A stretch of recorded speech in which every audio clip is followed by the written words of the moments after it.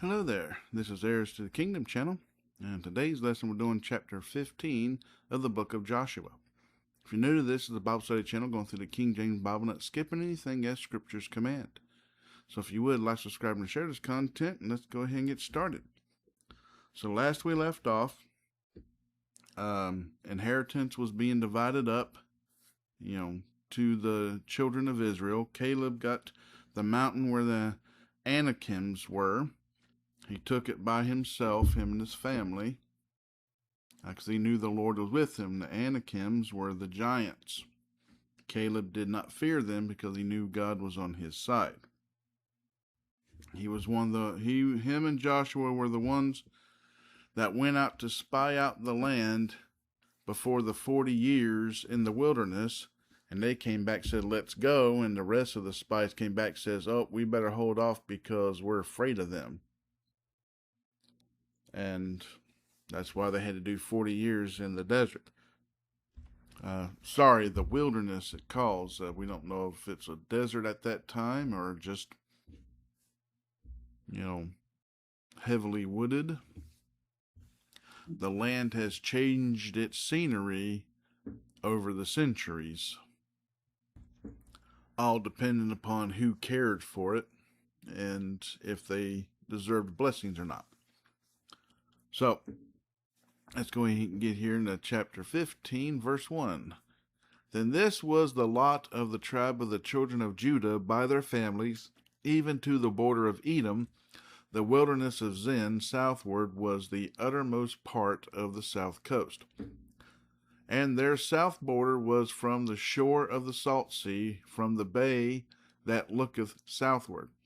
And it went out to the south side of Maalah Akrabim, and passed along to Zin, and ascended up on the south side of Kadesh Barnea, and passed along to Hezron, and went up to Adar, and fetched to compass to Karka. From thence it passed toward Asmon, and went out unto the river of Egypt, and the goings out of that coast were at the sea. This shall be your south coast.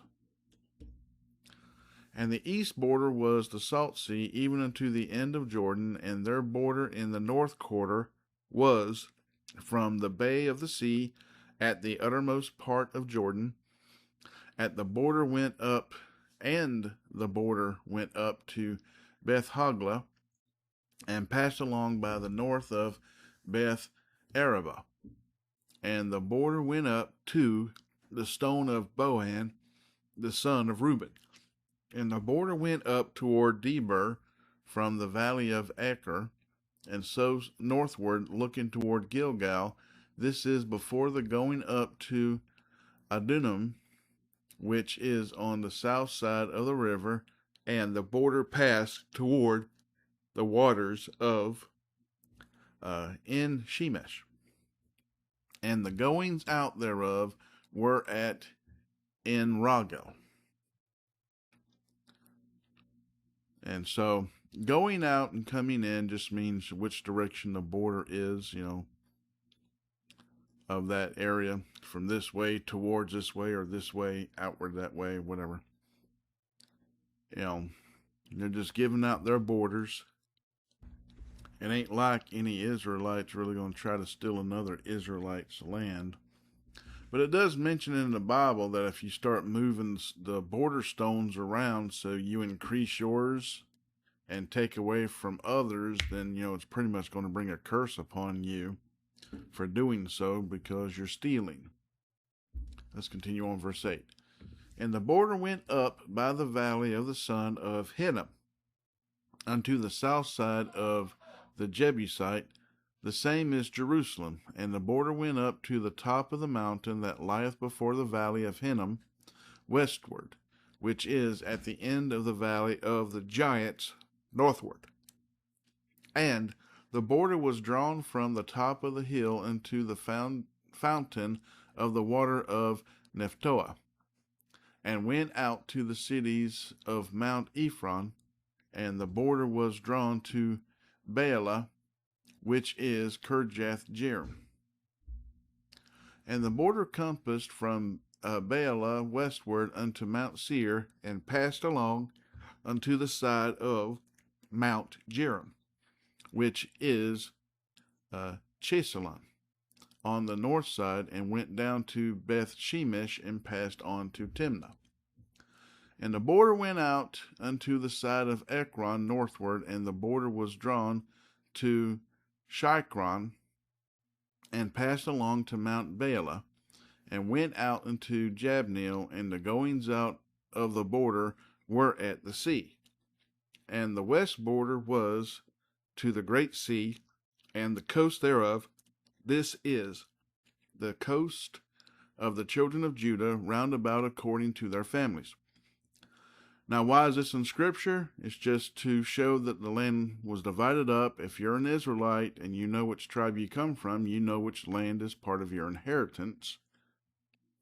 And so this was just set, primarily for the Israelites' knowledge, but also to tell us today that God keeps His word. And that, if you follow and do as God tells you to, His promises will be kept. But if you don't obey Him, then there's another promise that has to be kept, which means you'll be judged upon it. Verse 13. And unto Caleb, the son of Jephunneh, he gave a part among the children of Judah, according to the commandment of the Lord to Joshua, even the city of Arba, the father of Anak, which city is Hebron. And Caleb drove thence the three sons of Anak, Shishaiah, and Ahiman, and Tamai, the children of Anak. And he went up thence to the inhabitants of Debir, and the name of Debir before was Kirjath-sepher. And Caleb said, He that smiteth Kirjath-sepher and taketh it, to him will I give Achsah my daughter to wife. And Othniel, the son of Kenaz, the brother of Caleb, took it, and he gave him Achsah his daughter to wife. And it came to pass, as she came unto him, that she moved him to ask of her father a field. And she lighted off her ass, and Caleb said unto her, What wouldest thou? And of course here we're meaning donkey, not her finally getting off her keister and doing something. 19. Who answered, Give me a blessing, for thou hast given me a south land. Give me also springs of water. And he gave her the upper springs and the nether springs. This is the inheritance of the tribe of the children of Judah according to their families. And the uttermost cities of the tribe of the children of Judah toward the coast of Edom southward were Kabzeel and Eder and Jagur, and Kena and Dimona and Adadah, and Kedesh and Hazor and Ithnan, Ziph and Telem and Bealoth, and Hazor, Hadattah, and Kirath, and Hezron, which is Hazor, Ammon and Shema, and Moladah, and Hazor Gaddah, and Heshmon, and Beth Palat, and Hazar Shul, and Beersheba, and Bizjothga, Baalah and Lim, and Azim, and Eltolad, and Chizil, and Hormah. There's a lot of cities in here, a lot of areas that was taken, if you haven't found it out. So, and Ziklag, and Madmena, and Sasena, and Leboth, and Shilhim, and Ain, and Rimmon. All the cities were 29 with their villages.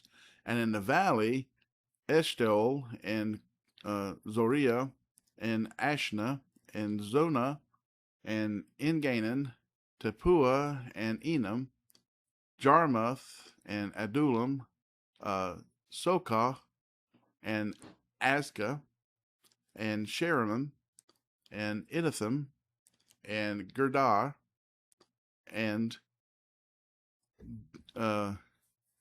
Gederothim, 14 cities with their villages, Zenan and Hadashah, and Milgaldad, and Deline, and Mizpah, and Joktheel,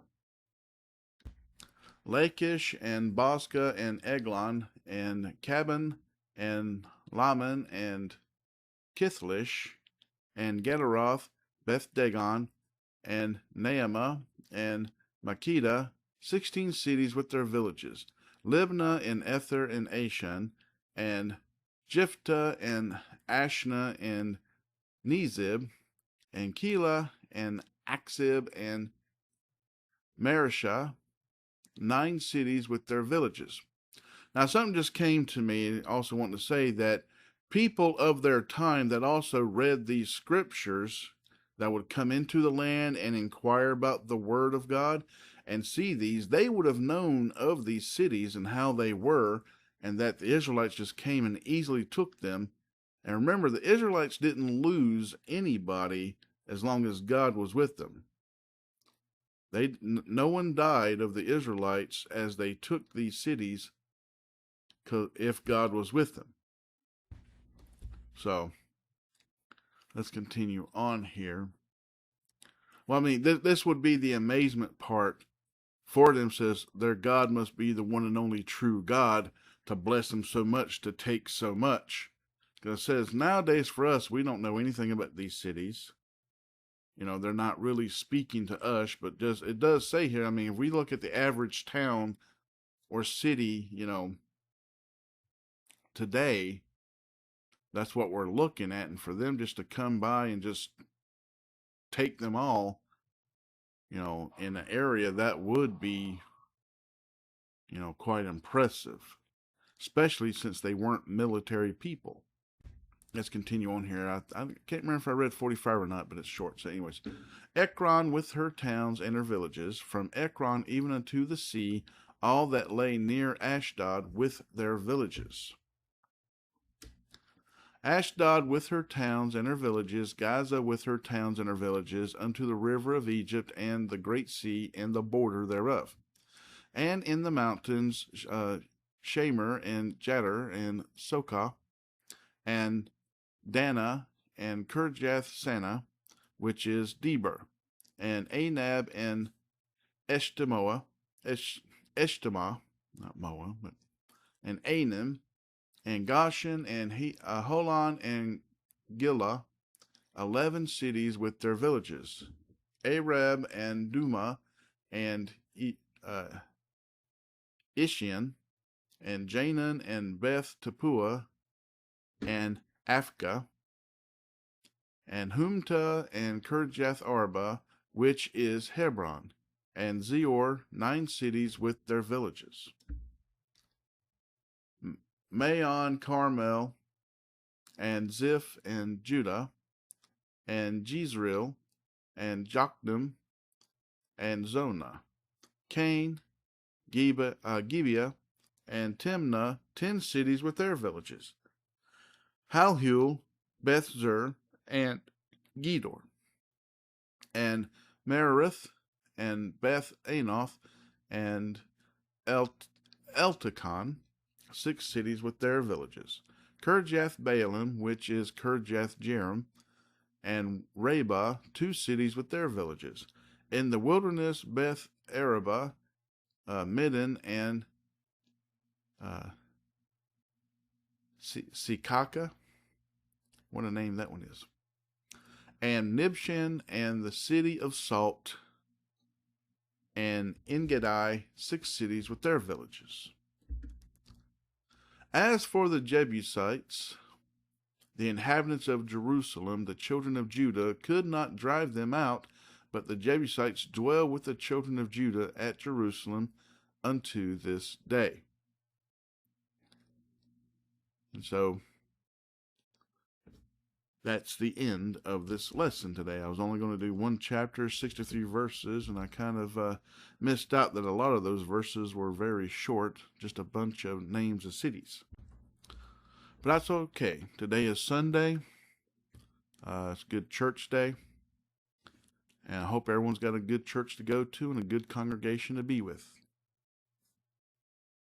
So, remember to pray. Pray for everybody. Everything, everywhere, all nations, all people, the lost, the found, yourself, others. Always pray. And remember the lessons that we're reading about of how nothing's impossible as long as you let the Lord lead you. If He commands you and you do as He commands, you'll never fail. You try to live life without Him, you're certainly to fail. Always something to pray about. And don't forget to give God all the praise, glory, and worship and thanks in everything, the good, the bad, the ugly, and the indifferent. So until next time, God bless, good day, and goodbye.